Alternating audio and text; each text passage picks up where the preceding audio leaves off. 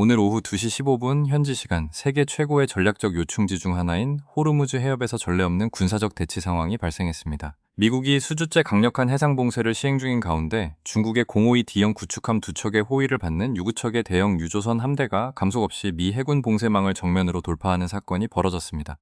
이는 워싱턴이 설정한 레드라인에 대한 베이징의 직접적인 도전이자 국제사회 앞에서 미국의 해상 통제권의 정면으로 맞선 도발로 풀이됩니다. 미국은 그간 이란과의 긴장 고조에 대응해 호르무즈 해협에서 모든 선박을 검문하고 회항시키는 등 철저한 해상 차단 작전을 유지해 왔습니다. 이에 대해 중국은 미국의 봉쇄가 불법이라고 주장하며 자국 상선단의 항해 자유를 보장할 것을 거듭 경고해 왔습니다.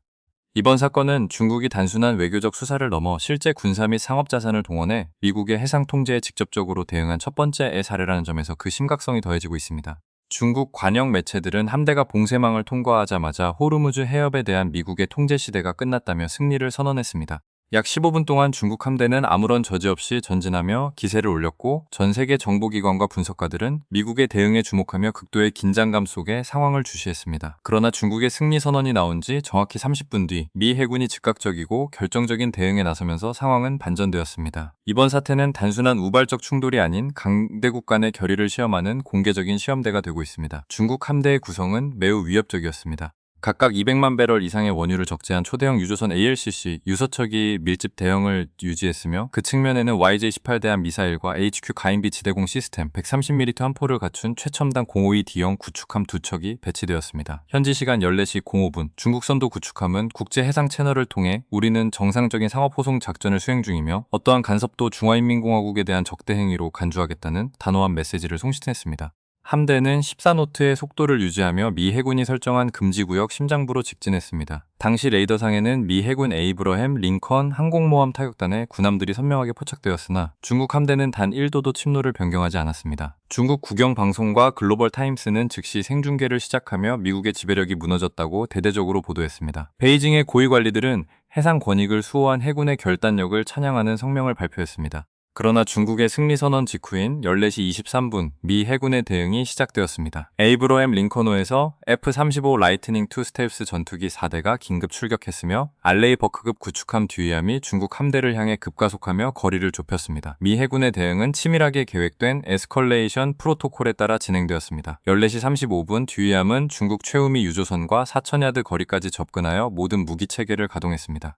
펜타곤과 백악관 사이에 긴급 화상회의를 거쳐 14시 48분 미 제5함대 사령부로부터 최종 명령이 하달되었습니다. 14시 49분 미 해군은 완전한 전시태세에 돌입하며 F-35와 슈퍼호넷 등 총 10대의 항공기를 중국 함대 상공에 전개했습니다. 전자전 항공기가 중국 구축함의 레이더를 교란하는 사이 스톡데일 그리들리, 샘슨 등 추가 구축함 3척이 투입되어 중국 함대를 완전히 포위하는 박스형 차단 기동을 실시했습니다. 결정적인 순간은 15시 02분에 발생했습니다. 미 해군 듀이함은 최종 경고 없이 5인치 MK-45 함포 한 발을 발사했습니다. 포탄은 정밀하게 날아가 중국 후미 구축함의 기관실에 명중했습니다. 이어 2발의 추가 사격이 이어졌고 해당 구축함은 동력을 상실한 채 표류하기 시작했습니다. 곧바로 MH-60R 시오크 헬기에서 해군 실세얼팀과 해병대원들이 패스트 로프를 통해 중국 구축함 갑판에 진입했습니다. 작전 개시 8분 만에 중국 구축함은 미 해군에 의해 완전히 장악되었으며 성좌기 Stars and Stripes가 한미에 개항되었습니다. 호위를 잃은 6척의 유조선에는 즉각적인 정지 명령이 내려졌고 그중 나척이 즉각 투항하면서 상황은 미국의 압도적인 전술적 승리로 마무리되었습니다. 이번 호르무즈 해협의 군사적 충돌은 단순한 전술적 승패를 넘어 전 세계 지정학적 질서에 중대한 파장을 일으키고 있습니다.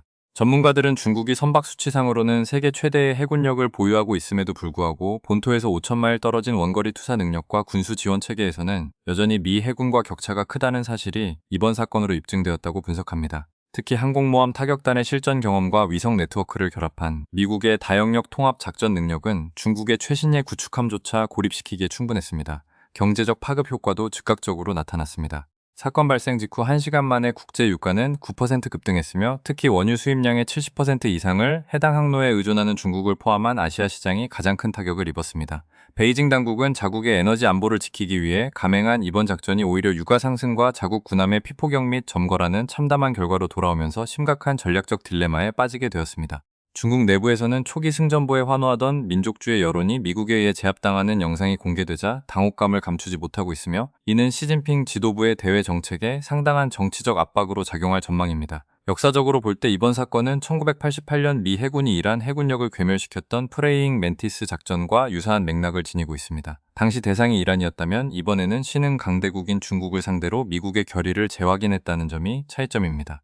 워싱턴은 핵심 해상로를 위협하는 어떤 국가에도 압도적인 대가를 치르게 하겠다는 명확한 메시지를 전 세계에 보냈습니다. 반면 중국은 이번 패배를 계기로 인도양 내 해군 기지 확장이나 사이버 작전 혹은 대만 인근에서의 압박 수위를 높이는 방식의 보복을 선택할 가능성이 제기되고 있습니다. 결론적으로 2026년 현재 미 해군은 원거리 해상 요충지에서의 절대적 우위를 다시 한번 증명해냈습니다. 그러나 중국의 해군 확장 속도가 매우 빠르다는 점을 고려할 때 이러한 통제력이 언제까지 지속될지에 대해서는 각국의 국방 설계자들 사이에서 재평가가 이루어지고 있습니다. 이번 사태는 강대국 간의 경쟁이 더 이상 이론적인 담론에 머물지 않고 실탄과 점거가 오가는 실전 단계에 진입했음을 보여주는 결정적 분수령이 될 것입니다.